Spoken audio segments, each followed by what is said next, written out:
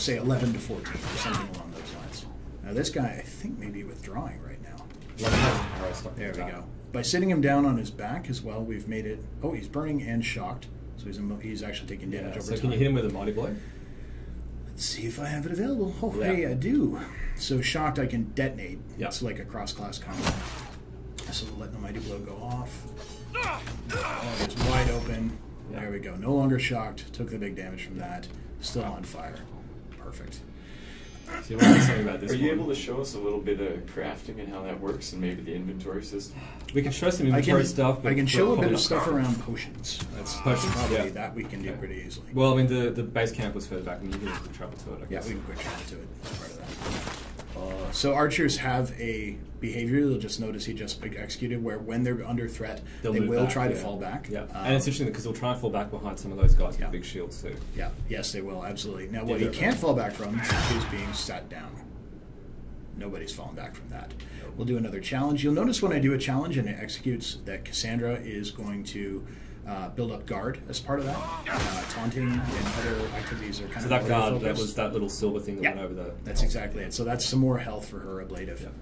Yeah. And, hey, There's a little quest there. And there's some logging stuff there too. These renegades sully the name of the temple. All right, so we've got a ton of questions. I think All we'll right. move into Q&A. I will go look at crafting and we can keep answering questions Yep. here. Okay. Logging stands Sure. are part of the crafting system, yeah. Yep. Yeah, go ahead, ask away. Okay, so how easy is the easiest setting? The casual setting? It's designed to be pretty, Yeah, it's pretty easy, easy, actually. yeah. So you still have to be engaged in the combat, but our goal is to make sure that you really only need to focus on one character. You don't need to be constantly swapping That's and right. switching. Instead, you want to be able to have an experience, but there will still be some challenge there. It's not like an auto-win combat or anything like that. Are there any dual-wield warriors? Dual Wield Warriors that we have already confirmed is not back. I'm well aware it's a very popular request. Yeah. And what about a corruption-type plot path where you can be the bad guy? Certainly, the Inquisitor is not necessarily. Oh, is this the build where crafting's broken? Could be. It may be. This is the build where crafting's broken. Let me restart this. We will restart and we will do some lovely touring. So the Inquisitor absolutely can be a bad guy, not the shining paragon. But in terms of hey, can I completely change the plot into one where I've sided with the bad guy? We shied away from that. There comes a point at which the absolutely vast amount of content we did not need an entirely absolutely vast amount of secondary content. Now, will your archers and mages run always whenever they're attacked by melee characters, or will they have some melee of their own?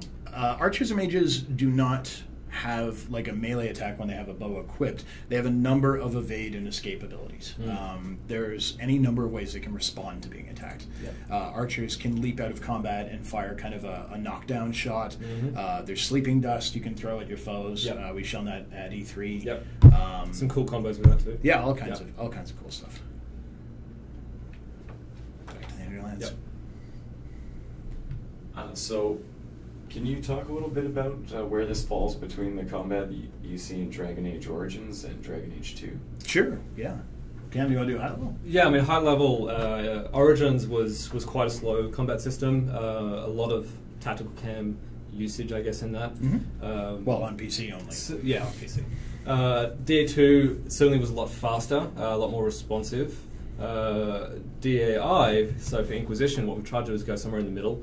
We wanted to have more weight behind the combat animations and the feel of being in this sort of combat encounter.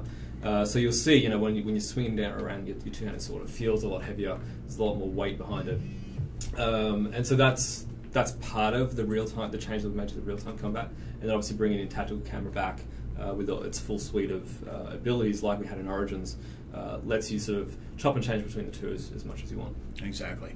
And I think in a lot of ways the ability choices range from a little more active to a little more tactical. Yes. A lot of preparatory abilities that disappeared for DA2 are back.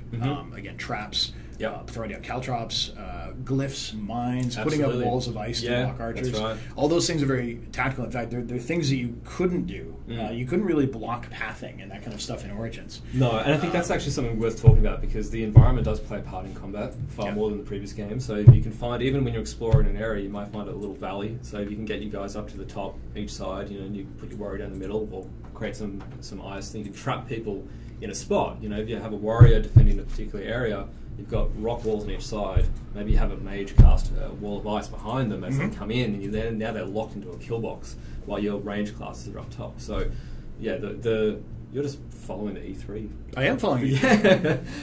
So, yeah, I mean, environment does play a lot more of a part in this than either of the two games.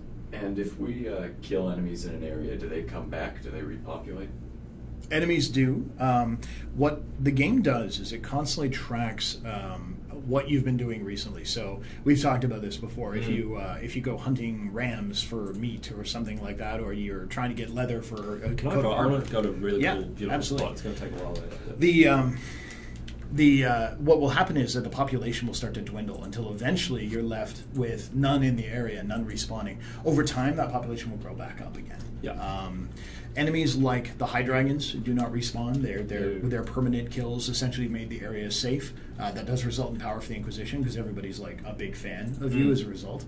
And there are some encounters that will not respawn because they're kind of tied to the story or they're specific. But if you're in an area that's basically a bandit stronghold, you can expect to find bandits there in general. Okay, I'm going to try and skip something. So how content dense is you got some the alpha. open world? Pretty dense. There's a lot of different encounters for you to have. A lot of side quests for you to pursue. And every area has its own theme. That's something we've talked about. When you first arrive in the Hinterlands, it's made very clear that the Mage Templar conflict is one of the main things happening here. But in addition to that, there's smugglers, there's Carta operation, there's the dragon, there's stuff happening up at Redcliffe tied to the main story. All these things are part of the kind of the tapestry that the space wields. How does health regenerate on easy difficulty? On easy, you recover more health when you are downed or as part of an end of combat event, but it doesn't come back to full. And how will we know how our companion relationships are going? Is there any kind of thing that tells us how much they like us? We don't have a bar or a numbers system. Because we wanted to get away from it feeling too gamey. Instead, we've baked that into the character themselves. The way they greet you, the way they interact with you, whether or not they've had new content for you to pursue, is all an indication of how things have been going in terms of your relationships. There's a bear fighting something. It's a Templar I or think a it's bandit? you can lock onto him. It's probably a bandit, given where you are. Oh, bear. Fighting an outlaw. I think the bear's going to win. The bear's probably going to win. I saw bears- some bears fighting some wolves the other day. There was Yeah. like 2 bears and like 4 wolves. I'm like, yeah, good luck, wolves. Yeah, good luck, wolves. Yeah, Alright, 4 so wolves hit pretty hard. We're going to take a couple final questions. Yep. Okay. Just Sorry, actually, let me finish the one thing. So, the one other big thing is, on a per-line basis, if a character approves or disapproves, you will be notified of that. In fact, you'll be able to see they slightly approve or greatly approve. So you can track how your standing with them has been through that. But we wanted to get away from plus 10. It felt too gamey. It didn't feel very natural in the interaction. Oh, I'm being chased. Okay. You, sir, have met some bandits. And they brought the bears. And the bear came. Well, that's fine. And can we change what our companions are wearing? Absolutely. Yeah, totally. Yeah, complete control over the equipment of your companion characters. So it's armor, the Hats. weapons, hats, V-tar, the whole yeah. thing. So it'll still try and keep a relative feel for that character without completely changing. So you don't want to have, say, Cassandra walk around in this big clunky round suit of armor. Yeah. You still want her to look like Cassandra, but it definitely does change her look substantially. And Though is it is notable, there are some classes of armor, like if you get Templar armor and put it on Cassandra, it will look like Templar armor. Yes. So there are some that are kind of like almost heraldry armor is a way to think of them. And is it just turn-based combat, or is there active combat? Well, this is what we're looking at right now. This is Yep. all played in real time. Yep. Yeah. So you can play turn-based if you go tactical, but in real time you can absolutely issue your orders and proceed from there. And of course, the co-op mode and multiplayer is played all in real time. There is no tactical camera for that. Come back. Oh, you may have to use a bow to Yes. hunt, sir. So yeah, I mean, killing these little creatures, that can give you crafting materials as well, like furs and leathers and stuff like that. So. And a hollowness inside. Yes. Yeah. Okay, and Who needs a bow when you've got a... Anyway, sorry. after Cameron has killed the poor innocent woodland creatures, I Yeah. think we'll end on that note. Yeah, I think so. Well, hopefully this has been, you guys have seen some interesting stuff today. The character creator we know is near and dear to everyone's heart, so it's been good to be able to show that off. Absolutely. Yeah. Thanks again for tuning in, guys. Really appreciate it. My understanding is, I think this will be archived, Connell. I believe this is archived. Yeah. So we're gonna have this available, so you can tell your friends if they want to take a look. Listen to Cameron and I ramble for a while. Yes. Here's something we'd love is some feedback on this. If you guys enjoyed this, you want us to do some more Twitch streams. Hey, we're pretty open to it. Yep. It's been fun, and actually we've done the setup now. Yes. So if you want to look at Cam's office, here we go. Yeah. And on top of that as well, if you have any questions, further stuff on what you've seen, you can find us on Twitter. You can find that kind of stuff. Yeah. We'll try and answer them to the best of our abilities. Absolutely. All right. Thanks, guys. All right. Thanks for checking us out.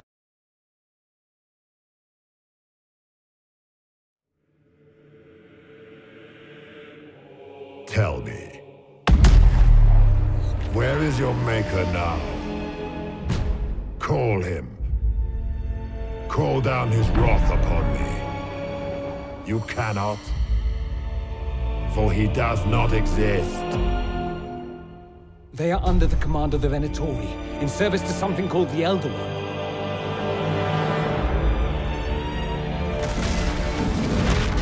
The Templars come to kill you. If we are to withstand this monster, we must control the battle. More pain this time. The Elder One still comes. You are a mistake. You should never have existed.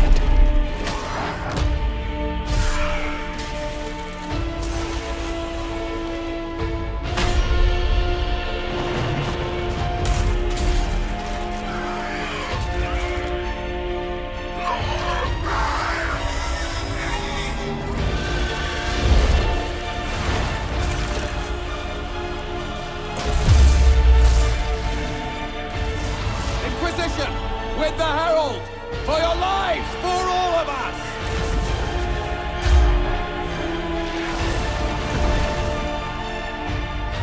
It ends here. Bow before your new god and be spared.